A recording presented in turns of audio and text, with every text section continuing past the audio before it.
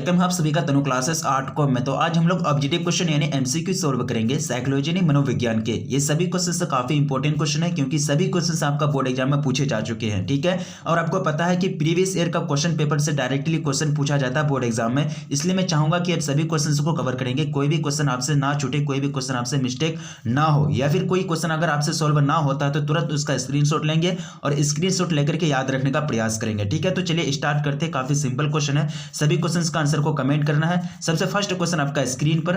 Question क्या पूछा गया है कि मनोविज्ञान में किस व्यक्ति ने व्यक्तिगत भिन्नता के संप्रत्यय को सर्वप्रथम प्रकाश में लाया, ठीक है। यानी साइकोलॉजी के क्षेत्र में या फिर मनोविज्ञान में सर्वप्रथम वो कौन मनोवैज्ञानिक थे, यानी जो साइकोलॉजिस्ट थे जिन्होंने व्यक्तिगत भिन्नता के संप्रत्यय को सर्वप्रथम प्रकाश में लाया, ठीक है। ऑप्शन आपके सामने दिया गया है, थॉर्नडाइक, कैटेल या फिर स्पीयरमैन या फिर गाल्टन। तो इसका जो राइट आंसर जो हो जाएगा वो हो जाएगा आपका गाल्टन। ये गाल्टन साहब क्या किए थे, व्यक्तिगत भिन्नता के संप्रत्यय को सर्वप्रथम यानी सबसे पहले प्रकाश में लाया था। तो ऑप्शन डी क्या हो जाएगा, राइट आंसर हो जाएगा फर्स्ट नंबर क्वेश्चन का। अब देखिए सेकंड नंबर क्वेश्चन में पूछा गया है, काफी सिंपल क्वेश्चन है। क्वेश्चन करा कि प्रतिभाशाली बालक की सबसे बड़ी विशेषता क्या होती है, ठीक है। The most important characteristics of genius child, यानी जीनियस चाइल्ड जिसको बोलते हैं प्रतिभाशाली बालक बोलते हैं, उसकी जो सबसे बड़ी खासियत होती है, सबसे बड़ी जो विशेषता होती है वो क्या होती है, दृढ़ता या फिर सूझ या फिर मौलिकता या फिर संवेगात्मक परिपक्वता, ठीक है। तो उसकी जो सबसे बड़ी सूझ होती है, फिर सबसे बड़ी एक तरह से कह सकते विशेषता करेक्टर जो होती है उसकी होती है इंसाइट यानी सूझ, ठीक है। ये सबसे बड़ी विशेषता पाई जाती है प्रतिभाशाली व्यक्ति में, प्रतिभाशाली बालक में, ठीक है। तो क्या हो जाएगा, ऑप्शन बी राइट आंसर हो जाएगा सेकंड नंबर क्वेश्चन का। अब देखिए question number third. Question number third काफी सिंपल क्वेश्चन है। पास मॉडल के बारे में आपको पढ़ाया गया था थ्योरी में, ठीक है। ये आपका व्यक्तिगत यानी व्यक्तिगत मनोवैज्ञानिक विभिन्नताओं वाला जो चैप्टर है आपका, उसी से ये रिलेटेड क्वेश्चन है। पास मॉडल का विस्तारित रूप क्या है, ठीक है। पास मॉडल के बारे में पूरा तरह से आपको पढ़ाया गया है, तो आपको विस्तारित रूप पूछा गया है। देखिए पास मॉडल का जो विस्तारित रूप होगा वो क्या होगा, इसका होगा योजना, अवधान, प्रबंधन, अवधान, भाव, प्रबोधन, समकालिका अनुक्रमिक। क्या हो जाएगा, समकालिका अनुक्रमिक। ये है क्या, पास मॉडल का विस्तारित रूप है, योजना, अवधान, भाव, प्रबोधन, समकालिका अनुक्रमिक, ठीक है। याद रखेंगे, पूछा जाता है बोर्ड एग्जाम में। तो ऑप्शन बी राइट आंसर हो जाएगा थर्ड नंबर क्वेश्चन का। अब देखिए क्वेश्चन नंबर फोर्थ, काफी सिंपल क्वेश्चन है। क्वेश्चन कह रहा है, देखिए क्वेश्चन पूछा गया कि बुद्धि के पास मॉडल को प्रस्तावित किया, ठीक है। पास मॉडल के बारे में पूरा डिटेल्स के बारे में हम लोग जानते हैं कि तो इसको प्रस्तावित करने वाले जो मनोवैज्ञानिक का नाम था वो क्या था, ठीक है। ऑप्शन आपके सामने दिया गया है, जेपी दास, नागलियरी किर्बी या फिर नागलियरी बिने टर्मन या फिर बिने टर्मन किर्बी या फिर इनमें से कोई नहीं, ठीक है। काफी सिंपल क्वेश्चन है। देखिए इनको जो प्रस्तावित किए थे पास मॉडल को वो जेपी दास, नागलियरी किर्बी ने किए थे, ठीक है। अब देखिए क्वेश्चन नंबर कितना हो जाएगा 5। क्वेश्चन क्या पूछ रहा है कि बेकर मेहंदी परीक्षण मापक क्या है, यानी बेकर मेहंदी परीक्षण मापक क्या है, ठीक है। ऑप्शन आपके सामने दिया गया, व्यक्तित्व का या फिर सृजनात्मकता का या फिर अभिरुचि का या फिर मनोवृत्ति का। देखिए ये ऐसा परीक्षण है, ये एक ऐसा मेजरमेंट है जिसके माध्यम से क्या किया जाता है, सृजनात्मक यानी क्रिएटिविटी को मापी जाती है। क्या जाती है, क्रिएटिविटी को माप किया जाता है, मेजर किया जाता है। तो ऑप्शन बी राइट आंसर हो जाएगा पांचवां नंबर क्वेश्चन का। क्या हो जाएगा, ऑप्शन बी राइट आंसर हो जाएगा। अब देखिए क्वेश्चन नंबर 6 में पूछा, काफी सिंपल क्वेश्चन है ना, ज्यादा टफ क्वेश्चन नहीं है। अगर आप लोग थ्योरी पढ़े हैं, अगर आप लोग का चैप्टर कंप्लीट है तो ये सब क्वेश्चन आपको आना चाहिए। क्वेश्चन क्या कह रहा है कि रोजर्स के अनुसार आत्मा का जो विकास होता है वो कैसा होता है, किस में होता है, ठीक है। बाल्यावस्था में, शैशवावस्था में, या फिर किशोरावस्था में या फिर वयस्क अवस्था में, ठीक है। यानी कौन सा स्टेट होता है, कौन सा वो एज होता है जिसमें रोजर्स के अनुसार आत्मा का विकास होता है, डेवलप होता है आत्मा, जिसको क्या बोलते हैं, आत्मा यानी सेल्फ हैप्पीनेस बोलते हैं, ठीक है। उसका क्या होता है, डेवलपमेंट होता है। सिंपल सी बात है। ये सभी क्वेश्चन आपका जो है बुक पर्सन से लिया गया है। बुक पर्सन से कोई भी क्वेश्चन आपका बाहर नहीं है, कोई भी क्वेश्चन आपका बाहर क्वेश्चन नहीं है। इसलिए आप लोग बुक को अध्ययन करें, जो भी नोट्स है आपके पास है उसको अध्ययन करें। आपसे सब्जेक्टिव ऑब्जेक्टिव सभी तरह के क्वेश्चन सोल्व हो जाएंगे अगर आपका थ्योरी में पकड़ है, ठीक है। तो इसका जो राइट आंसर जो हो जाएगा वो हो जाएगा शैशवावस्था में। किसमें, शैशवावस्था में। रोजर्स के अनुसार शैशवावस्था में यानी इन इन्फेंसी में क्या होता है कि डेवलप होता है, क्या विकास किसका डेवलप होता है, आत्मा का डेवलप होता है, सेल्फ का डेवलप होता है, ठीक है। तो ऑप्शन क्या हो जाएगा, ऑप्शन बी राइट आंसर हो जाएगा ना 6 नंबर क्वेश्चन का। अब देखिए क्वेश्चन नंबर 7। क्वेश्चन क्या पूछा गया कि 2 या 2 से अधिक व्यक्तियों के बीच अंतःक्रिया है, 2 या 2 से अधिक, ठीक है। यानी 3 भी हो सकता है, 4 भी हो सकता है, ठीक है। अंतःक्रिया जो होता है यानी इंटरेक्शन जो होता है 2 पर्सन पर्सन यानी बिटवीन टू पर्सन क्या इसको नाम क्या कहा गया, इसका नाम क्या कहा गया, इसको प्रयोग या फिर साक्षात्कार या फिर परामर्श या फिर परीक्षण। तो ठीक है, तो आप देखते होंगे जब साक्षात्कार, जब IAS वगैरह होती है या फिर बड़े बड़े कोई एग्जाम क्लियर कर जाते हैं, जब उनका इंटरव्यू होता है या फिर कोई मतलब ऐसे मतलब व्यक्ति होते हैं जो कहीं कंपनी में ज्वाइन करने के लिए जाते हैं, तो उनका इंटरव्यू लिया जाता है और इंटरव्यू के माध्यम से उनको मतलब सिलेक्शन किया जाता है। ठीक है, तो इंटरव्यू जब लेते हैं ना, तो उसमें 2 व्यक्ति नहीं होता है, 2 से 3 व्यक्ति होता है, आगे बैठा हुआ होता है, उनसे सवाल पे सवाल पूछते हैं। ठीक है, तो 2 या 2 से अधिक व्यक्तियों के बीच जो अंतःक्रिया हो रही है वहाँ, तो उसको क्या कहेंगे, इंटरव्यू कहेंगे ना, यानी साक्षात्कार कहते हैं। ठीक है, तो ऑप्शन बी राइट आंसर हो जाएगा 7th नंबर क्वेश्चन का। अब देखिए क्वेश्चन नंबर 8 काफी सिंपल क्वेश्चन है। क्वेश्चन करा कि संचार में कूट संकेतन की जो विशेषता है वो कौन सी है। संचार में कूट संकेतन की विशेषता आपको बताना है। ठीक है, कूट संकेतन की विशेषता क्या होती है, 8 नंबर क्वेश्चन। ठीक है, तो कूट संकेतन की जो विशेषता होती है ना, वो होती है कूट संकेत में व्यक्ति अपने विचारों को विशेष अर्थ प्रदान करता है। ठीक है, कूट संकेत में क्या होता है, कूट संकेत में व्यक्ति अपने विचारों को यानी अपने आइडियाज को, अपने थॉट को यानी अपने सोच को विशेष अर्थ प्रदान करता है, यानी एक अच्छा आइडियोलॉजी प्रदान करता है। ठीक है, यानी क्या हो जाएगा, ऑप्शन सी राइट आंसर हो जाएगा। क्या हो जाएगा, ऑप्शन सी राइट आंसर हो जाएगा 8 नंबर क्वेश्चन का। अब नेक्स्ट क्वेश्चन की ओर बढ़ते हैं। क्वेश्चन नंबर कितना हो जाएगा, क्वेश्चन नंबर 9 हो जाएगा ना। क्वेश्चन पूछ रहा है कि चिपको आंदोलन संबंधित है। चिपको आंदोलन, चिपको मूवमेंट जो है, इसके बारे में आप लोग पढ़े हैं, इसमें आपको पढ़ाया गया है पूरा पॉलिटिकल साइंस में आप लोग पढ़े हैं, जिनका पॉलिटिकल साइंस होगा। ठीक है, तो उनको अच्छा तरह से मालूम होगा। ठीक है, तो चिपको आंदोलन जो संबंधित है ये किससे संबंधित है, तो वनों के संरक्षण से या फिर जल प्रदूषण से या फिर शोर प्रदूषण से या फिर वायु प्रदूषण से। तो ये जो संबंधित है वनों के संरक्षण से, क्या से, वनों के संरक्षण से, यानी सुंदरलाल बहुगुणा का नाम सुने है ना, वही मतलब इन्होंने ही क्या किया था, चिपको आंदोलन का मतलब अगुवाई किया था सुंदरलाल बहुगुणा। और ये चिपको आंदोलन में क्या होते थे कि लोग जो होते थे पेड़ से चिपक जाते थे, जो काटने वाले होते थे पेड़ को, उसको बोलते थे कि हमको काटो, पेड़ को मत काटो। ठीक है, चिपको आंदोलन क्यों नाम पड़ा इसका, क्योंकि पेड़ से जाकर के चिपक जाते थे और विरोध करते थे कि पेड़ को मत काटो, काटोगे तो ये जो दुनिया है, ये जो ब्रह्मांड है, ये क्या हो जाएगा, नाश हो जाएगा। ठीक है, तो इस तरह से ऑप्शन क्या हो जाएगा, ऑप्शन ए राइट आंसर हो जाएगा 9th नंबर क्वेश्चन का। अब नेक्स्ट क्वेश्चन की ओर बढ़ते हैं। क्वेश्चन नंबर 10, ओहो काफी सिंपल क्वेश्चन है। क्वेश्चन क्या पूछ रहा है कि भारतीय परिप्रेक्ष्य में निर्धन किसे कहेंगे, भारतीय परिप्रेक्ष्य में। ठीक है, यानी who was born in India context. ठीक है, इंडिया की कॉन्टेक्स्ट में, इंडिया के परिप्रेक्ष्य में ये जो निर्धन होता है, जो पुअर होता है, उसको किसको कहेंगे। ठीक है, आमदनी कम और जीवन पर्याप्त अपर्याप्त हो, या फिर आमदनी अधिक पर आवश्यकता, या फिर आमदनी और आवश्यकता दोनों अधिक हो, या फिर इनमें से कोई नहीं। सिंपल सी बात है, हम लोग निर्धन किसको कहते हैं, गरीब किसको कहते हैं, जिसके पास आमदनी कम होती है, जिसके पास पैसा ज़्यादा कम होता है, जिसके पास आय कम होती है और जीवन अपर्याप्त होता है। कहने का मतलब ये कि पर्याप्त साधन उसके पास नहीं होते जीवन जीने के लिए, यानी जिंदगी को गुजारा करने के लिए, यानी अपने आप को जीने के, यानी जिंदगी में चलने के लिए या फिर खाने पीने के लिए उसके पास पर्याप्त साधन नहीं होते, जीवन उसका अपर्याप्त में चलता है। ठीक है, आमदनी कम और जीवन अपर्याप्त, इसी को तो कहते हैं हम भारतीय लोग गरीबी। ठीक है, तो भारत के परिप्रेक्ष्य में निर्धन किसको कहेंगे, इसी को कहेंगे। तो ऑप्शन ए राइट आंसर हो जाएगा 10th नंबर क्वेश्चन का। ठीक है, अब नेक्स्ट क्वेश्चन की ओर बढ़ा जाए। काफी सिंपल क्वेश्चन है, जो भी क्वेश्चन का अगर आंसर अगर आपको आता है तो फटाफट से उसका आंसर कमेंट करेंगे।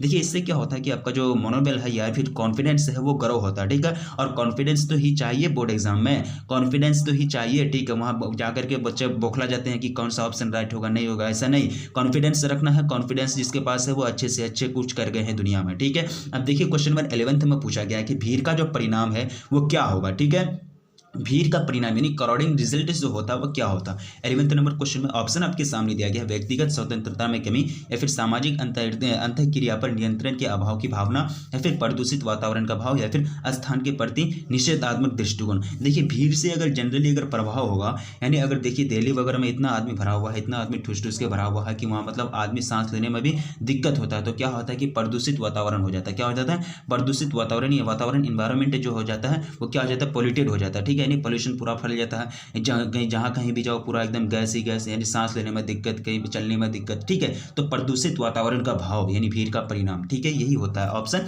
सी राइट आंसर हो जाएगा 11th नंबर क्वेश्चन का। अब देखिए क्वेश्चन नंबर 12 की ओर बढ़ेंगे। क्वेश्चन काफी सिंपल क्वेश्चन है ना। क्वेश्चन पूछ रहा है कि आक्रामकता का जो कारक है वो कौन नहीं है, आक्रामकता का कारक कौन नहीं है, मतलब यहाँ 3 कारक आपको दिया है जो आक्रामकता का है और एक नहीं है, वो आपको चूज करके निकालना है। ठीक है, तो 12th का जो राइट आंसर जो हो जाएगा वो हो जाएगा व्यवहारपरक औषधि, यानी बिहेवियरल इन मेडिसिन। बिहेवियरल मेडिसिन जो है ये क्या है, आक्रामकता का कारक नहीं है, यानी आक्रामकता का कारक के अंतर्गत ये नहीं आते हैं।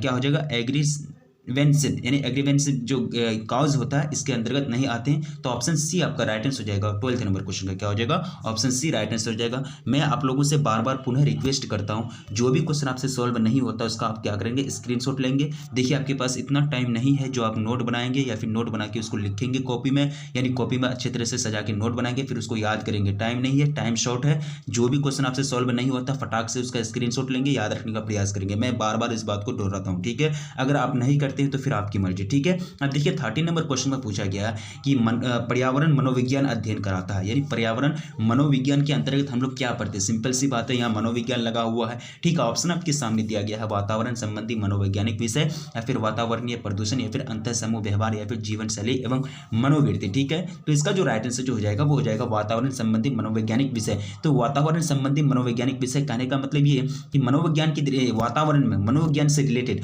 वातावरण में, इन्वायरमेंट में मनोविज्ञान से रिलेटेड जितने भी टर्म्स होते हैं, जितने भी विषय होते हैं, वो सारे चीज का जो अध्ययन किया जाता है किसमें किया जाता है? पर्यावरण मनोविज्ञान में किया जाता है। किसमें? पर्यावरण मनोविज्ञान में। पर्यावरण में भी तो बहुत सारे एक्टिविटी होते हैं ना, पर्यावरण में भी बहुत सारे विषय होते हैं जो किसमें आते हैं? मनोविज्ञान के अंतर्गत आते हैं। तो उसका हम लोग अध्ययन करते हैं, तो उसी बुक का नाम, उसी मतलब क्या हो जाएगा? विषय का नाम, उसी मतलब शाखा का नाम क्या हो जाएगा? पर्यावरण मनोविज्ञान, ठीक है? सिंपल सी बात है। तो ऑप्शन क्या हो जाएगा? ऑप्शन ए राइट आंसर हो जाएगा 13 नंबर क्वेश्चन का। अब नेक्स्ट क्वेश्चन की ओर बढ़ा जाए। क्वेश्चन नंबर कितना हो जाएगा? 14 ना।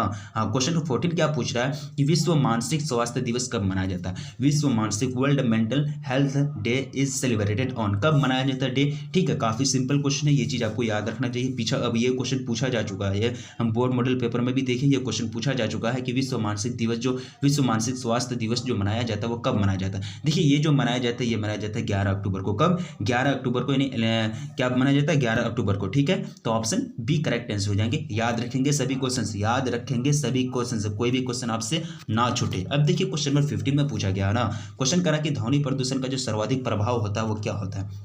यानी जो साउंड पोल्यूशन होता है, हम लोग साउंड पोल्यूशन पढ़े हैं, मृदा पोल्यूशन पढ़े हैं, उसके बाद क्या होता है? वाटर पोल्यूशन पढ़े हैं, बहुत सारी चीज़, एयर पोल्यूशन पढ़े हैं, सब चीज़ हम लोग पढ़े हैं। लेकिन यह साउंड पोल्यूशन का जो सर्वाधिक प्रभाव होता है वो क्या होता है? खींच, या फिर नींद में छुपता, या फिर आंखों में दर्द, या फिर और वो दोनों, ठीक है? तो maximum effect of sound pollution, ठीक? तो मैक्सिमम इफेक्ट जो पड़ता है वो किस में पड़ता है? तो ये जो पड़ता है ना, ये पड़ता है इसमें भी। ये क्या हो जाएगा? नींद में छुपता, नींद नहीं आएगा, साउंड एकदम पूरा ढोल ढिंडोरा पीट रहा, उधर डीजे वगैरह चल रहा है तो आपको नींद आएगा? नहीं आएगा। यानी डिस्टर्बेंस इन स्लीप, आपको डिस्टर्ब होगा, सोने में, स्लीप करने में आपको डिस्टर्ब होगा, डिस्टर्बेंस होगा, ठीक है? आंखों में दर्द भी होता है, ये भी पेन इन आइज, आंख में भी दर्द होने लगता है, ठीक है? यानी ध्वनि जब ज्यादा होती है, जब साउंड पोल्यूशन होता है तो आंख में भी दर्द होने लगती है और नींद भी नहीं आएगा आपको, यानी नींद में छुपता है, यानी डिस्टर्बेंस इन स्लीप। तो ऑप्शन क्या हो जाएगा? डी राइट आंसर हो जाएगा। अ और बो दोनों, ठीक है? अ और बो दोनों, ठीक है? तो क्या हो जाएगा? ऑप्शन डी करेक्ट आंसर हो जाएगा ना 15 नंबर क्वेश्चन का। सिंपल सा बात है, आप पढ़ के भी दे सकते हैं, ठीक है? समझ के भी दे सकते हैं, थोड़ा सा टाइम देंगे, 1-2-4 सेकंड अच्छे से पढ़ेंगे, ठीक है? अब देखिए क्वेश्चन नंबर 16 में पूछा गया, क्या पूछा गया क्वेश्चन की नॉर्मन ट्रिपलेट का जो अध्ययन संबंधित है, ये किससे संबंधित है? ठीक है, study of Norman triplet is related with, ठीक है, परोपकारिता से, या फिर सामाजिक सुकुरीकरण से, या फिर सामाजिक समन्वयन से, या फिर सामाजिक संघर्ष से, ठीक है? सिंपल सी बात है। 16 नंबर क्वेश्चन, तो ये जो संबंधित है ना, ये है सामाजिक सुकुरीकरण से। किससे? सामाजिक सुकुरीकरण से, यानी सोशल फैसिलिटेशन से, ठीक है? ऑप्शन आपका बी करेक्ट आंसर हो जाएगा। 16 नंबर क्वेश्चन का क्या हो जाएगा? ऑप्शन बी करेक्ट आंसर हो जाएगा। अब नेक्स्ट क्वेश्चन की ओर बढ़ा जाए। क्वेश्चन नंबर कितना हो जाएगा? 17 हो जाएगा ना। हाँ, क्वेश्चन नंबर 17 क्या पूछ रहा है क्वेश्चन की, निम्नलिखित में से किस समूह में निष्ठा का भाव अधिक होता है? निष्ठा का भाव, ठीक है? यानी किस ग्रुप में निष्ठा का भाव, फीलिंग जिसको बोलते हैं, feeling of loyalty is most, feeling of loyalty is most, which one of the following group has the feeling of loyalty is most, यानी सबसे ज्यादा होगा, अधिक होगा, ठीक है? निष्ठा का भाव संदर्भ समूह में, या फिर चल समूह में, या फिर बाह्य समूह में, या फिर अंतः समूह में। तो ये जो होता है, ये होता है किसमें? अंतः समूह में, यानी इन ग्रुप में होता है। किसमें? इन ग्रुप में, ठीक है? ये मोबाइल ग्रुप में, या फिर रेफरेंस ग्रुप, या फिर आउट ग्रुप, ये सब में कुछ नहीं होता। निष्ठा के प्रति, आपके प्रति कौन भाव ज्यादा रखेगा, आपके प्रति लॉयल्टी कौन ज्यादा रखेगा? इन ग्रुप में नहीं, आपके पास जो है, आपके अंदर में जो ग्रुप है, या फिर आप जिस ग्रुप में है। तो ऑप्शन क्या हो जाएगा? डी करेक्ट आंसर हो जाएगा 17 नंबर क्वेश्चन का, ठीक है? अब नेक्स्ट क्वेश्चन की ओर बढ़ा जाए। क्वेश्चन नंबर कितना हो जाएगा? 18। क्वेश्चन नंबर 18 आपका स्क्रीन पर क्वेश्चन क्या पूछ रहा है कि निम्नलिखित में से कौन द्वितीयक समूह नहीं है? ठीक, द्वितीयक समूह नहीं है। ऑप्शन आपके सामने दिया गया, राजनीतिक दल, या फिर विद्यालय, या फिर औद्योगिक संगठन या फिर इनमें से कोई नहीं। तो द्वितीयक समूह नहीं है, वो आपको चूज करके निकालना, ठीक है। तो यहाँ मतलब है दो गो है द्वितीयक समूह, लेकिन एक नहीं है, वो आपको चूज करके निकालना है, ठीक है। तो यहाँ जो हो जाएंगे विद्यालय, ये द्वितीयक समूह के अंतर्गत नहीं आते, ये द्वितीयक समूह के अंतर्गत नहीं आते। ऑप्शन बी आपका राइट आंसर हो जाएगा। हाँ, एक बात मैं आप लोगों से बोलना चाहता हूँ, प्लीज लाइक कर दीजिएगा वीडियो को, ठीक है। हमको याद भी नहीं रहता, लास्ट में आप लोग लाइक नहीं करते, प्लीज वीडियो को लाइक कर दीजिएगा। वीडियो बनाने में काफी मेहनत लगती है, अगर आप लाइक करेंगे तो आपका लाइक से हम लोग को मनोबल मिलता है और भी हम लोग को पढ़ाने का एक तरह से जज्बात होती है कि नए बच्चे को पढ़ाया जाए, ठीक है। आप लोग लाइक नहीं करते, प्लीज लाइक कर दीजिए, ठीक है। अब देखिए क्वेश्चन नंबर कितना हो जाएगा 19। क्वेश्चन नंबर 19 क्या पूछ रहा है कि पूर्वाग्रह में घटकों की संख्या होती है, पूर्वाग्रह में जो घटक होते हैं यानी जो कंपोनेंट्स होते हैं, टोटल कंपोनेंट्स किसमें पाए जाते हैं, किसमें पूर्वाग्रह में जो घटक की संख्या होती है वो टोटल कितनी होती है, 3, 5, 2 या फिर 4। तो टोटल जो घटक होते हैं, टोटल जो कंपोनेंट्स होते हैं पूर्वाग्रह में वो होते हैं 3। कितना, 3, ओनली 3 पाए जाते हैं। कितना, 3। पूर्वाग्रह में घटकों की संख्या 3, पूर्वाग्रह में घटकों की संख्या 3, ठीक है। अब सिर्फ 3 याद रखेंगे, ठीक है, याद रखना है हर हाल में, ठीक है। तो ऑप्शन क्या हो जाएगा, ऑप्शन ए राइट आंसर हो जाएगा 19 नंबर क्वेश्चन का, ठीक है। अब सिंपल क्वेश्चन है, अब नेक्स्ट क्वेश्चन की ओर बढ़ेंगे। मनोवृत्ति से क्या तात्पर्य है, ठीक है। एटीट्यूड रिफर्स टू, एटीट्यूड्स आपको पढ़ाया गया, एप्टीट्यूड, एटीट्यूड, उसके बाद मनोवृत्ति, उसके बाद क्या होता है, ईगो, सुपर ईगो, आईडी, ईड जिसको बोलते हैं, ये सारा चीज आपको पढ़ाया गया। अगर आप नहीं कवर किए तो फिर आप कवर कर सकते हैं, ठीक है, शॉर्ट टाइम में। अब देखिए मनोवृत्ति का सिर्फ तात्पर्य मानी मनोवृत्ति से जो मतलब होता है क्या, इसका बिहेवियरल या फिर व्यवहार में परिवर्तन या फिर चेंज इन बिहेवियर जिसको बोलते हैं, मूल्यों में परिवर्तन यानी चेंज इन वैल्यूज, या फिर मत का निर्माण, या फिर फॉर्मेशन ऑफ ओपिनियन, या फिर इनमें से कोई नन ऑफ दिस, ठीक है। तो आपको करेक्ट आंसर चूज करना है कि मनोवृत्ति से जो मतलब होता है, तो मनोवृत्ति का मतलब होता है व्यवहार में परिवर्तन यानी चेंज इन बिहेवियर। क्या हो जाएगा, चेंज इन बिहेवियर यानी व्यवहार में परिवर्तन मनोवृत्ति का मतलब होता है, ठीक है। तो क्या राइट आंसर हो जाएगा, क्या हो जाएगा, ऑप्शन ए बिल्कुल राइट आंसर हो जाएगा। क्या हो जाएगा, ऑप्शन ए बिल्कुल राइट आंसर हो जाएगा। अब देखिए क्वेश्चन नंबर कितना बढ़ेंगे, क्वेश्चन नंबर 21। योग एक है, योग यानी योगा, योगा जिसको बोलते हैं, योगा क्या है, आघात चिकित्सा है या फिर जैव आयुर्विज्ञान चिकित्सा है या फिर वैकल्पिक क्या हो जाएगा, वैकल्पिक चिकित्सा है या फिर मानसिक शल्य चिकित्सा है, ठीक है।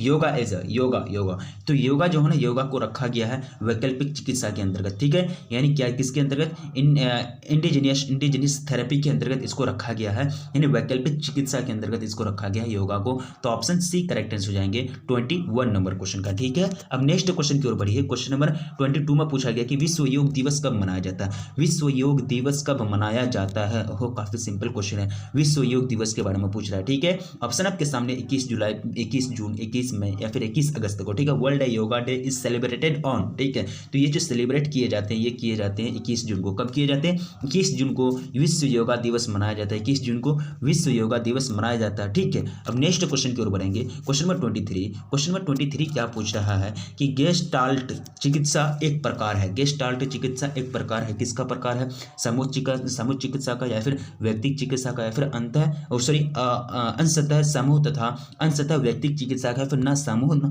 चिकित्सा न व्यक्तिगत, ठीक है। तो ये जो ना ये प्रकार है, किसका प्रकार है वो आपको बताना है 23 में ना 23, हाँ इसका हो जाएंगे समूह चिकित्सा। क्या हो जाएंगे, समूह चिकित्सा यानी गेस्टाल्ट चिकित्सा जो प्रकार है ये समूह चिकित्सा का एक प्रकार है, ठीक है। तो ऑप्शन ए आपका राइट आंसर हो जाएगा 23 नंबर क्वेश्चन का। अब देखिए क्वेश्चन नंबर 24 की ओर बढ़ेंगे। क्वेश्चन पूछा गया कि इनमें से कौन, क्या पूछ रहा है कि इनमें कौन मादक द्रव्य नहीं है, ठीक है। Which is not a substance abuse, ठीक है। मादक द्रव्य कोकेन, कॉफी या फिर स्मोक या फिर अफीम। देखिए आपको यहाँ मादक द्रव्य चूज करना है, ठीक है, सिंपल सा बात है। देखिए कोकेन जो है ये भी एक तरह से नशीला पदार्थ है, स्मोक ये भी नशीला पदार्थ है, ये भी अफीम जो है ये भी नशीला पदार्थ है। कॉफी तो हम लोग सब पीते हैं तो ये नशीला पदार्थ नहीं है, कॉफी सब पीते हैं ना। ये जब नशीला पदार्थ बन जाएगा, इसको अगर नशीला पदार्थ का कैटेगरी में अगर ढकेल दिया जाएगा तो हम लोग क्या करेंगे, हम लोग और क्या पीने के लिए रहेगा हम लोग के पास, ठीक है।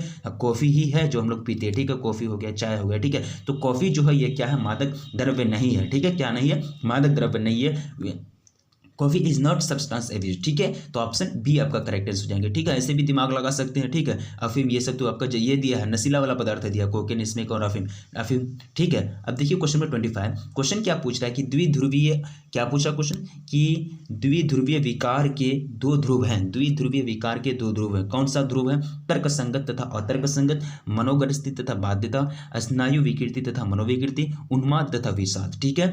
दो पोल पूछा गया यानी 2 पोल्स पोल्स यानी बाइपोलर डिसऑर्डर आर, ठीक है, 2 पोल से पूछा गया। तो इसका जो करेक्ट आंसर हो जाएगा ना, तो दो पोल हो जाएगा इसका मनोग्रस्थित तथा बाह्यता। क्या हो जाएगा? मनोग्रस्थित तथा बाह्यता, द्विध्रुव विकार के 2 ध्रुव हैं, तो ऑप्शन बी करेक्ट आंसर हो जाएंगे 25 नंबर क्वेश्चन का। क्या हो जाएगा? ऑप्शन बी करेक्ट आंसर हो जाएगा 25 नंबर क्वेश्चन का। अब देखिए क्वेश्चन नंबर 26 से की ओर बढ़ेंगे। क्वेश्चन नंबर 26 आपसे पूछ रहा है कि इनमें कौन असामान्यता के जैविक के कारण नहीं है? इनमें कौन असामान्यता के जैविक के कारक नहीं है? शारीरिक संरचना, आरंभिक वंचन या फिर आनुवंशिकता या फिर अंतःस्रावी ग्रंथियों का प्रभाव, ठीक है। तो यहाँ जो हो जाएंगे बायोलॉजिकल कॉज एबनॉर्मलिटी, तो ये आपको चूज करना है बायोलॉजिकल कॉज एबनॉर्मलिटी, है ना।